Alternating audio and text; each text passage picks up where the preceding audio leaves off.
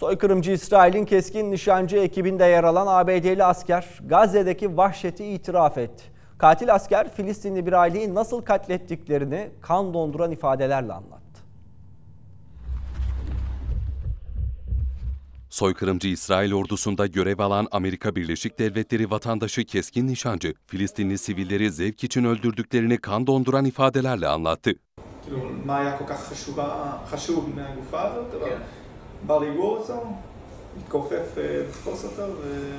Korkunç ifadeler İngiliz The Guardian gazetesinde yayımlandı.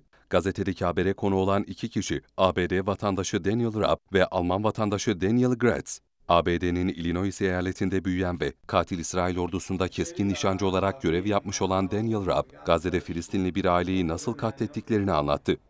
Raab, 19 yaşındaki Salim'i abisi Muhammed'in cansız bedenini almak istediği sırada başından vurduğunu açıkça itiraf etti. הוא ניסה לגרור את הגופה של המחבל הקודם שחוסל. נתתי לו להתקרב, הוא לא ידע שכמובן שאני לא הבנתי מה הוא עושה, הוא ראה חבר שלו עומד. אתה לא ידע שיעשו לו אותו דבר? לא יודע אם מישהו שלח אותו, קשה לי להבין למה הוא, זה גם לא כזה מעניין אותי.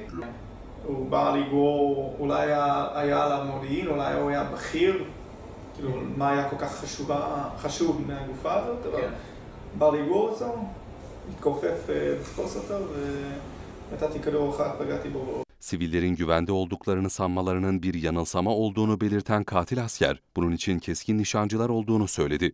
Ekibi görev süresi boyunca 105 kişiyi katleden Raab, bunun etkileyici olduğunu söylemekten de utanmadı.